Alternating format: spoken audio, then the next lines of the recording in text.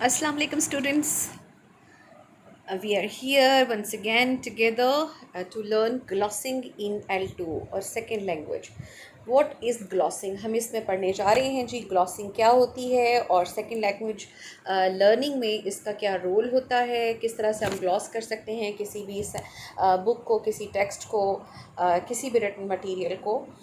So we will discuss the technique and functions of glossing in L2 और we are going to elaborate with pictorial representation. इसमें बहुत सारी photos आपको मिलेंगी, images मिलेंगे, जिससे हमें ग्लॉसिंग के बारे में पता चलेगा. और अगर आप इसके इस टाइटल पेज पर ही आपको फ़ोटो नज़र आ रही है तो इट इज़ डिफाइनिंग ग्लॉसिंग.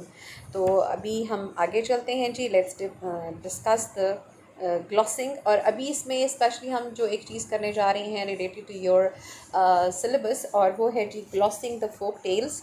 तो हम पहले तो ये लर्न करेंगे व्हाट इज़ ग्लॉसिंग, और उसके बाद फिर हम देखेंगे ग्लॉसिंग द फोक टेल्स कैसे किया जाता है.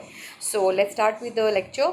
व्हाट इज़ ग्लॉसिंग जी. ग्लॉसिंग होती क्या है, तो अगर इसके हम मीनिंग की तरफ चले जाते हैं इसका, तो मीनिंग जो है वो है जी टू गिव अ शाइन, यानी रोशनी डालना किसी चीज़ पर. अभी आपके सामने एक इमेज है जिसमें आप देख रहे हैं कि एक बैटरी है जिससे रोशनी निकल रही है और वो थ्रो कर रहे हैं आप किसी चीज़ पर. तो इसका मतलब है कि जो अंधेरे में जो चीज़ है आप उसको हाईलाइट कर रहे हैं, उसके ऊपर रोशनी डाल रहे हैं, यानी उसको आप टू ब्रिंग इनटू लाइट आप उसको लेकर आ रहे हैं, to enlighten, to explain, elucidate. ये उसके मीनिंग्स हैं जी ग्लॉसिंग के. ईजी मीनिंग्स के आपको समझ आ रही है कि व्हाट इज़ ग्लॉसिंग, यानी आप किसी चीज़ को हाईलाइट करते हैं या आप किसी चीज़ को अंडरलाइन करते हैं. This is your own way. आप जब उसको हाइलाइटर से हाईलाइट करते हैं या आप अंडरलाइन करते हैं, जो आपके टीचर आपकी क्लास में आपको प्रैक्टिस करवा रहे होते हैं, तो उसका आप फिर मीनिंग लिखते हैं या उसकी कोई डिटेल लिखते हैं, या आपको अचानक से वो पढ़ते पढ़ते याद आ जाता है, ओहो इसका मतलब तो ये भी मैंने पढ़ा था. तो वो जो चीज़ें हैं, वो ये सारा का सारा जो प्रोसेस है दैट इज़ कॉल्ड ग्लॉसिंग. तो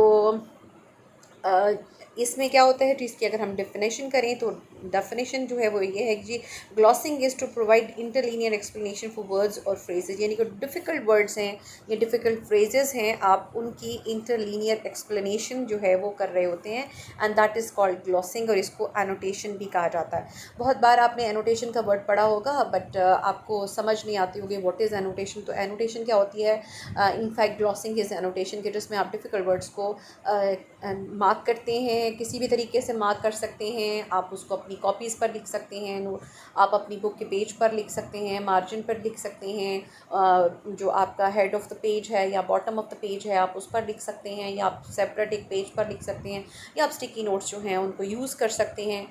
समटाइम्स आप उस को मार्क करते हैं हाइलाइटर से, और समटाइम्स आप उसको मार्क कर रहे होते हैं आपकी पेन से या आपकी पेंसिल से. और the students know it very well, जो मेरे से इंटर में पढ़े हैं, डिग्री क्लासेस में पढ़े हैं, तो उनको पता है कि जब कभी हम टेक्स्ट पढ़ रहे होते हैं तो दिस इज़ द वे जो हम लोग कर रहे होते हैं, this is the technique, this is the methodology जो हम क्लास में यूज़ कर रहे होते हैं, दैट इज़ कॉल्ड ग्लॉसिंग. जिसमें आपको कहा जाता है, और आपने जो आपका जो ये आप एक इससे पहले आप क्लास में जो प्रैक्टिस कर चुके हैं कि आपने जो टेक्स्ट पढ़ना है उसकी आपने जब रीडिंग करनी है, किसी भी टेक्स्ट की जब आप कॉम्प्रीहेंशन भी कर रहे होते हैं, इससे बहुत अच्छे समझना इजी है कि आपके जो कॉम्प्रीहेंशन पैसेजेस होते हैं, तो आपने सेकेंड ईयर में भी वो अच्छे से किया होगा. कॉम्प्रीहेंशन पैसेज आपको दिया जाता है, और बहुत सारे स्टूडेंट्स भी अपने बीएस में भी ये पढ़े होते हैं कि कॉम्प्रीहेंशन के पैसेज दिए जाते हैं. एक पैसेज है, रीड केयरफुली, उसके बाद आपने आंसर करना होता है क्वेश्चंस को. तो उसमें क्या होता है कि और समटाइम्स आपको एक क्वेश्चन ये भी आता है कि जी राइट द सिनोनिम्स और right the meanings of underlined words. तो वो क्या होते हैं, वो जो अंडरलाइंड वर्ड्स के मीनिंग्स आप लिख रहे होते हैं, that is called glossing. I hope you got it. तो ये जो ग्लॉसिंग है ये आपको अच्छे से समझ आई होगी. आई होप के अच्छे से आपको पता चल गया है ग्लॉसिंग क्या है.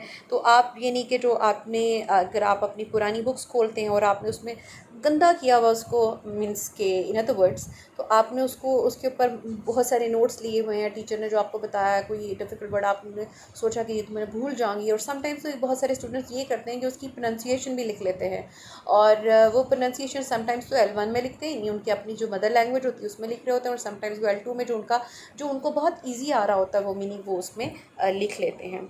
So this is glossing. अभी ये जी ग्लॉसिंग है जी is equal to reading with pencil.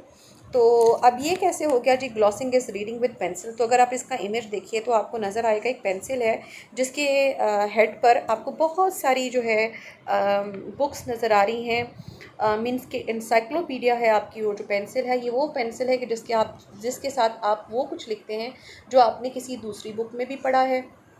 Sometimes आप कुछ ऐसी चीज़ पढ़े होते हैं जो आपने किसी और सब्जेक्ट में भी पढ़ी है, किसी टीचर ने बताया है, या आपने किसी और से सुन लिया है, किसी भी तरह से आपको उसकी इन्फॉर्मेशन मिल गई है, किसी न्यूज़पेपर से मिल गई है, किसी बुक से मिल गई है, इंटरनेट से मिल गई है, या वो आपके माइंड में ऑलरेडी मौजूद थी। जैसे बच्चे कहते हैं मुझे वो खुद से ही पता है, तो बिल्कुल ऐसे ही आपको जिस चीज़ के बारे में खुद से ही पता है किसी भी सोर्स से, तो आप उसको जो है वो नोट कर लेते हैं कि ये वर्ड जो है ये तो इसका तो मुझे पहले से पता है या इसके बारे में मुझे पता चल गया है, तो वो आप उसको फौरी तौर पर लिख लेते हैं। सो जब आप रीडिंग कर रहे होते हैं विद पेंसिल कि आपने डिफ़िकल्ट वर्ड्स को अंडरलाइन कर लिया, उनके मीनिंग्स लिख लिए, उनके सिनोनिम्स लिख लिए, उनकी डिटेल्स लिख ली, जो टीचर ने आपको उससे रिलेटेड कोई एक स्टोरी बता दी थी या कोई उसकी एक्सप्लेनेशन बताई थी या उससे रिलेटेड कोई भी दूसरी चीज़ जो आपको लगती है और आप उसको पेंसिल से लिख लेते हैं वहाँ पर। पेंसिल है, पेन है, मतलब उसको हम पेंसिल ही बोलेंगे। तो वो आपने उसके साथ लिख लिया है, दिस इज़ कॉल्ड ग्लॉसिंग। तो ग्लॉसिंग कर क्या रही है जी, glossing helps a learner comprehend reading materials. कोई भी आपका रीडिंग मटेरियल आप उसको जब आपके सामने आएगा उसको कॉम्प्रीहेंड करने के लिए आपको ग्लॉसिंग करनी पड़ेगी, अदरवाइज़ आपके लिए बहुत मुश्किल हो जाएगा। और ग्लॉसिंग जो है वो हेल्प आउट करेगी आपको इतना ज़्यादा कि फिर एक वक्त ऐसा आएगा जब आपको इसकी ज़रूरत नहीं रहेगी। मतलब ये कि 100 में से 95% आपको इसकी ज़रूरत नहीं रहेगी और ओनली 5% ऑफ वर्ड्स जो हैं जिनके लिए आपको ज़रूरत पड़ेगी, आप ग्लॉसिंग करें, आप उसके लिए लिखें, तो ये चीज़ें आपको ज़रूरत पड़ेंगी जी। उसके बाद है जी ग्लॉसिंग क्या है जी, इसमें क्या होता है, राइटिंग एडिशनल नोट्स और information beyond the text in the margin on the same page और on another page. Sometimes आपको टीचर कहते हैं नहीं आपने बुक पर कुछ नहीं लिखना है, आपने अपने नोटबुक पर लिखना है। तो आप वो जो टीचर बता रहे होते हैं तो आप नोट्स जो होते हैं वो अपनी नोटबुक पर लिखते हैं। और बहुत सारे ऐसे स्टूडेंट्स होते हैं जो कहते हैं जी हमारी नोटबुक घर रह गई है, या उनकी आदत होती है कि वो नोटबुक में लिखना नहीं चाहते कि नोटबुक गुम हो जाएगी, तो वो बुक पर ही लिख लेते हैं, साइड पर लिख लेते हैं, ऊपर लिख लेते हैं, नीचे लिख लेते हैं, या उसकी साइड पर कहीं कोई स्टिकी नोट लगा लेते हैं और उसके ऊपर ये लिख लेते हैं। तो ये सारे क्या होते हैं, ये एडिशनल नोट्स होते हैं, ये एडिशनल इन्फॉर्मेशन होती है जो आपकी टेक्स्ट के अलावा होती है, तो वो आप लिख लेते हैं। दैट इज़ चूँकि आप उसको लिख रहे होते हैं, राइट कर रहे होते हैं, तो फिर इसलिए आप कहेंगे कि जी ग्लॉसिंग में be called reading with pencil. ठीक है जी, आप रीड कर रहे हैं और साथ पेंसिल आपने पकड़ी है। So what is a gloss. अब ग्लॉसिंग में से ग्लॉस निकला है जी, ग्लॉस क्या होता है, ग्लॉस क्या है जी, gloss is also known as annotation, हम पहले भी पढ़ चुके हैं जी, are clarifications that are added to text to support comprehension, ताकि आपको अच्छे से समझ आ जाए आप जो पढ़ रहे हैं। यानी कि ऐसे रीडिंग कर लेना तो उसमें तो आप अंग्रेज़ी पढ़ते चले जाएंगे, आपको पता ही नहीं चलेगा कि आपने क्या पढ़ा है। ये कोई भी आपकी जो टारगेट लैंग्वेज है, वेदर इज़ फ्रेंच और चाइनीज़ और जो भी आप लैंग्वेज पढ़े हैं, आपकी जो टारगेट लैंग्वेज है, जब तक आप उसकी क्लैरिफिकेशन नहीं लिखेंगे, उसके सिनोनिम्स नहीं लिखेंगे, उसके मीनिंग्स नहीं लिखेंगे, तो आपको वो चीज़ समझ में नहीं आएगी। तो ये क्या है जी, एन एक्सप्लेनेशन अबाउट वर्ड और फ्रेज़ जो है उसको ग्लॉस कहते हैं। किसी भी वर्ड का या फ्रेज़ का जो एक्सप्लेनेशन होता है दैट इज़ कॉल्ड ग्लॉस।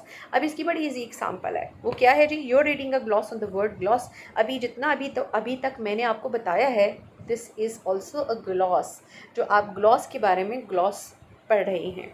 ठीक है, I hope you understood it जी। उसके बाद है जी टेक्निक इन ग्लॉसिंग। ग्लॉसिंग में टेक्निक क्या होती है, आप किस तरीके से ग्लॉसिंग कर रहे होते हैं। तो ये आपके पास एक इमेज है, इमेज में आप देख रहे हैं कि इसकी साइड पर भी लिखा हुआ है, आपके हाइलाइटर से आपने हाईलाइट भी किया हुआ है, फिर स्टिकी नोट्स भी इस पर लगाए हुए हैं, उसके ऊपर जो आपने नोट्स लिखे हुए हैं, ये सब चीज़ें जो हैं यहाँ पर आपको नज़र आ रही हैं। तो ये सारी की सारी टेक्निक्स हैं ग्लॉसिंग करते हुए आप किस तरह से यूज़ कर सकती हैं। They may be placed in the margin of the text close to the line, यानी जो आपकी लाइन जिसको आपने अंडरलाइन किया है या लिखा है उस वर्ड को या उस फ्रेज़ को, तो आप उसके करीब मार्जिन पर लिख लेते हैं, या बॉटम ऑफ पेज पर लिखते हैं, या फिर आप उसको जैसे ग्लॉसरी है आपने अक्सर देखा होगा कुछ बुक्स के एंड पर ग्लॉसरी लिखा होता है। तो वो ग्लॉसरी क्या होता है, वो उस वर्ड की डिटेल बताई होती है और किसी एक फ्रेज़ की आपको डिटेल जो है वो बताई होती है उसके अंदर। तो ये जी टेक्निक है इन ग्लॉसिंग, इसी टेक्निक से इसकी टाइप्स निकलती हैं। तो वो टाइप्स क्या हैं जी, वो टाइप्स हैं जी, side of page, bottom of page, glosses on an attach sheet. तो ये जी टाइप्स हैं जी ग्लॉसिंग की, जिसमें हम देख रहे हैं, जो हमारी ये वाली इमेज हमें नज़र आ रहा है, ये फ़ोटो, इसमें आप देखिए कि इसके साइड पर लिखा हुआ है। तो ये क्या है जी, ये साइड ऑफ पेज ग्लॉसिंग है। नेक्स्ट आ जाते हैं स्लाइड पर, तो ये आपको नज़र आ रहा है जी, ये बॉटम ऑफ पेज, बल्कि इसको बॉटम ऑफ पेज तो कहना है जी, ऑल साइड्स जो है यहाँ पर नज़र आ रहा है आपको, यानी कि हर टाइप इसमें डिफ़ाइन हो गई है। ऊपर भी लिखा है, नीचे भी लिखा है, साइड पर भी लिखा है, और एक अलहदा पेज पर भी लिखा है। तो अगर आपको डिस्क्राइब करना है ग्लॉसिंग, तो ये जो इमेज है ये आपको बहुत अच्छे से डिफ़ाइन कर रहा है कि व्हाट इज़ ग्लॉसिंग है, जिसमें आपने ऊपर भी लिख लिया है, साइड पे, यानी जहाँ पर आपको खाली जगह मिलती है आपने वहाँ पर लिख लिया है। और उसके बाद जो नेक्स्ट हमारा इमेज है वो इसकी थर्ड टाइप है जी, ऑन अटैच शीट। अब ये अटैच शीट है जो आपने स्टिकी नोट्स आपको मिल जाते हैं बड़े इजीली मार्केट में, तो बहुत सारे स्टूडेंट्स जो हैं वो इनको यूज़ कर रहे होते हैं। तो ये कुछ टेक्निक्स हैं जिनको आपको यूज़ भी करना चाहिए प्रैक्टिकली, ना सिर्फ ये कि पढ़ने के लिए आपको ये पता होनी चाहिए, बल्कि आपको इनको इम्प्लीमेंट भी करना चाहिए कि आप किस तरीके से जो है वो किसी भी टेक्स्ट को, जो आपकी अपनी लैंग्वेज नहीं है, या अगर आपकी अपनी लैंग्वेज भी है तो उसमें भी बहुत सारे वर्ड्स और फ्रेजेस ऐसे होते हैं विच नीड एलैबोरेशन और विच नीड डिटेल, तो आपको याद रखने के लिए ज़रूरी होता है कि आप इस तरह से उनके नोट्स ले लीजिए। Next is the functions of glossing. इसका फंक्शन क्या है जी, इसका फंक्शन ये है कि it helps to decode the text by providing additional knowledge in specific content and definitions of difficult words. कि इससे आपको वो जो स्पेसिफिक कंटेंट है उसके बारे में आपको बहुत अच्छे से पता चल जाता है, नहीं आपको पूरी इन्फॉर्मेशन, एडिशनल नॉलेज जो भी है सब कुछ आपको पता चल जाता है। किस तरह से, जैसे हम क्लास में हीर रांझा पढ़ रहे थे और उसमें जब बात आई कि जी उसने तो जो है वो जोग बन इख्तियार कर लिया था, जोगी बन गया था, तो एक स्टूडेंट ने कहा जी वो तो जो उसकी शादी भी होने वाली थी, कहीं और शादी हो गई, फिर वहाँ से वो आ गई। तो ये सब चीज़ें कहाँ से आपको पता चली, आपने एक मूवी देख रखी थी, ठीक है, क्योंकि आपने वारिस शाह तो शायद के आपने पढ़ा हो, ये पूरी की पूरी है उसमें से ये सारी स्टोरी आपने उसमें से एक्सट्रैक्ट की हो, ऐसा बिल्कुल नहीं। आपने डेफिनेटली वो वीडियो देखी, वो मूवी देखी, और उससे आपको ये पता चला कि जी इसमें ये कुछ हुआ है। तो वो क्या था कि वो जो एडिशनल नॉलेज था वो आपको जो स्पेसिफिक कंटेंट के बारे में, इन डिफ़िकल्ट वर्ड्स हैं तो वो आपने उनकी डिफ़ाइन किया है। तो in the process of second language learning, gloss generally means information on important words by definitions और सिनोनिम्स। अगर आप सेकेंड लैंग्वेज पढ़े हैं, यानी कि अगर आपने अंग्रेज़ी में हीर रांझा पढ़ी है, अंग्रेज़ी में आपने जो है वो डेफिनेशन किस तरह से, अब आप कह रहे हैं कि अंग्रेज़ी में हम तो ओरल ट्रेडिशन को पढ़े थे, फोक टेल जो है वो हम जैसे फोक टेक अगर एग्जाम्पल ले लेते हैं फोक टेल्स में, तो उसमें तो वो तो हम अंग्रेज़ी में उर्दू में पढ़े थे। तो बहुत सारी फोक टेल्स ऐसी हैं जो कि हम पहले बात करते हैं, ये ओरल ट्रेडिशन की बात है, लेकिन ओरल ट्रेडिशन से आपके बहुत सारे राइटर्स जो होते हैं वो अपने अपने वर्ड्स में उनको एक्सप्रेस कर रहे होते हैं। बहुत सारे यानी कि मैं भी लिख लूँ हीर रांझा, आप भी, आपसे भी मैं कहूँ ही नहीं, आपकी क्लास में 40 स्टूडेंट्स हैं, तो वो जो 40 स्टूडेंट्स हैं उनसे मैं कहूँ जी कल हीर रांझा की स्टोरी लिख कर लेकर आए, तो आप सबकी एक्सप्रेशन फ़र्क होगा, आप सब लोगों की डिटेल्स फ़र्क होंगी। और अगर मैं अगले दिन कह दूँ जी उसकी ट्रांसलेशन करके ले, तो that will be totally different from each other ना, आप लोग एक दूसरे के जैसे तो नहीं लिखेंगे। तो इस तरह से बहुत सारी चेंजेस आती रहती हैं, और उसमें बहुत सारे स्टूडेंट्स ऐसे होंगे जो बहुत डिफिकल्ट वर्ड्स भी यूज़ कर लेंगे, कुछ स्टूडेंट्स को आदत होती है, इसलिए बहुत सारे राइटर्स को भी ये होता है कि वो डिफ़िकल्ट वर्ड्स को यूज़ करते हैं। तो वो जो डिफ़िकल्ट वर्ड्स हैं वो और it varies from person to person, from student to student. एक स्टूडेंट के लिए जो एक डिफ़िकल्ट वर्ड है दूसरे स्टूडेंट के लिए हो सकता है उसको बहुत अच्छे से आता हो। तो वो ये चीज़ें हैं कि जो डिफ़िकल्ट वर्ड आपको लगता है आप उसके लिए उसकी डिटेल लिख लें, उसके सारे सिनोनिम्स लिख लें, उसकी डेफिनेशन लिख लें, उसकी इंपॉर्टेंट जो भी आपके उसके जहन में उसकी इन्फॉर्मेशन है वो आप वहाँ पर लिख लें। तो ये फंक्शन है जी ग्लॉसिंग का।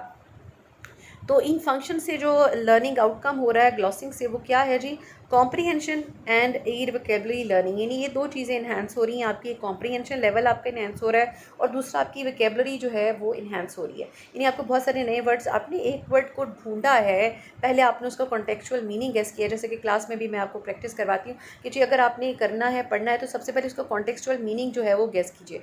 जब आप कॉन्टेक्चुअल मीनिंग उसका गेस करते हैं तो फिर उसके बाद जो उससे आपको वेरीफाई करना होता है, जो उसका नेक्स्ट स्टेप होता है, जो मैं आपको क्लास में बता रही होती हूँ, ये हमने किया भी हुआ है, हमारी जो प्रोसेस था उसमें, पिछले जो लेक्चर्स हमारे गुजरे उसमें, तो वो आप उसके लिए जाकर वेरिफिकेशन करते हैं उसकी डिक्शनरी से। इससे क्या होता है कि जब आप इतनी स्टेजेस से गुजरे होते हैं तो वो तो फिर उस वर्ड का मीनिंग जो है वो आपके माइंड में आ जाता है। वो फिर आप उसको लिखते ज़रूर हैं, देखें ना, एक बार आपने कंटेक्चुअल मीनिंग को गेस किया, दूसरी बार उसको वेरीफाई किया डिक्शनरी से, तीसरी बार आपने उसको लिख लिया। तो जब 3 टाइम्स आप एक वर्ड से कनेक्शन में आते हैं तो फिर आप कैसे उसको भूल सकते हैं, तो वो तो फिर आपके प्रिंट हो जाता है ना माइंड में। तो इस तरह से क्या होता है कि आपकी वोकैबुलरी इन्हांसमेंट भी होती है और आपको कॉम्प्रीहेंशन भी हो रही होती है टेक्स्ट की। तो ये है जी ग्लॉसिंग का आउटकम, और इससे हमें 4 एडवांटेजेस मिलते हैं जी। और वो क्या हैं कि जी helps readers understand new words, बहुत सारे न्यू वर्ड्स जो हैं वो अंडरस्टैंड करते हैं रीडर्स जो हैं, स्टूडेंट्स जो हैं। उसके अलावा ये मिनिमाइज करता है इंटरप्शन को। ये आपको बहुत बार बताया कि जब आप ग्लॉसिंग करते हैं, आप डिफिकल्ट वर्ड्स को अंडरलाइन करते हैं, तो एक स्टेज ऐसा आता है कि जिस वक्त आपको फिर ज़रूरत नहीं रहती है ग्लॉसिंग करने की, आप सिंपली उसको पढ़ते चले जाते हैं, आपको खुद से आता चला जाता है। और इसमें ये भी मतलब है कि जब आप फर्स्ट टाइम जब आप उसकी ग्लॉसिंग कर लेते हैं, तो जब सेकंड टाइम कर रहे होते हो तो फिर वो आपके सामने होता है चूँकि, तो इसलिए फिर आपको, जैसे फॉर एग्जांपल जब आप रिवीजन कर रहे होते हैं एग्जाम्स के दिनों में, तो अगर आपने पहले से नोट्स लिए हुए हैं तो फिर आपको उसके लिए बहुत ज़्यादा परेशान होने की ज़रूरत नहीं होती, क्योंकि वो सारी की सारी टर्म्स आपके पास मौजूद होती हैं, उनकी डिटेल आपके पास मौजूद होती है। Number 3, recall background knowledge. तो जी उससे फिर क्या होता है, बैकग्राउंड नॉलेज, जैसे अभी भी मैंने आपको मिसाल दी थी कि आपने कहा कि नहीं जी उसका जो चचा था उसने तो ये किया था, ये किया था, ये किया था, के चचा ने, तो ये सब चीज़ें जो हैं वो आपको पहले से पता होती हैं। और लेस डिपेंडेंट, इससे जो स्टूडेंट्स होते हैं वो लेस डिपेंडेंट हो जाते हैं, उनको बहुत ज़्यादा ज़रूरत नहीं पड़ती है डिक्शनरी ढूंढने की, टीचर से पूछने की, किसी भी लोगों से जाकर पूछने की ज़रूरत नहीं रहती है। तो इससे हमें काफ़ी कुछ लर्न कर रहे होते हैं। तो अभी जब हम आ जाते हैं स्पेशली जो हमारा टॉपिक है जी ग्लॉसिंग अ फोक टेल, तो जब हमने ग्लॉसिंग अ फोक टेल करना है तो उसके लिए हमें ज़रूरत थी कि हम ग्लॉसिंग के प्रोसेस को अच्छे से समझ लें, उसकी टेक्निक, उसके फंक्शंस को अच्छे से समझ लें। तो जब हमने वो समझ ली है तो अब हमने आना है ग्लॉसिंग अ फोक टेल कि कैसे करनी है ग्लॉसिंग। तो वही तरीका है कि अगर आपके सामने जो एक फोक टेल मौजूद है तो आपने सबसे पहले उसकी ग्लॉसिंग करनी है, उसके डिफिकल्ट वर्ड्स को अंडरलाइन करना है, डिफरेंट फ्रेजेस को अंडरलाइन करना है। उसके बाद नंबर 2 है जी चंकिंग, और वो आपने जो पोर्शंस हैं उसमें से सिलेक्ट करने हैं। जैसे कि कल जो हमारा लेक्चर था जो एनालिसिस का, तो उसमें आपको बताया गया था कि जी आपने एनालाइज करते हुए जो इंपॉर्टेंट पॉइंट्स हैं उनको आपने मार्क करना है, उनको आपने जो है वो अलहदा से निकाल लेना है, वो आपके माइंड में रहेंगे और फिर आप उनकी सबको कनेक्शन में लेकर आकर तो एक समरी लिखेंगे। तो वो समरी क्या होगी, वो एक्चुअली वो आपकी ग्लॉसिंग से और चंकिंग के बाद जो आपने इन्फॉर्मेशन गैदर की है अबाउट दैट फोक टेल, तो वो आप उस समरी में लिखेंगे। अब समरी लिखने का वही राइटिंग प्रोसेस में, प्रोसेस ऑफ राइटिंग हम पढ़ चुके हुए हैं, तो उसमें हमें पता है कि वो क्या होता है जी, रीड राइट रीड रीड, ये सब चीज़ें उसमें होती हैं जी। तो यानी कि ड्राफ्टिंग आप करेंगे। तो अभी ग्लॉसिंग ऑफ फोक टेल में एनालिसिस ऑफ फोक टेल ही आ जाएगा, तो आप उसको सारे को आप देख सकते हैं, उस लेक्चर को भी दोबारा से, ताकि आपको पता चल जाए कि जब आपने फोक टेल को ग्लॉस करना है तो किस तरीके से करना है। So this is all about your topic today. Thank you and अल्लाह हाफ़िज़।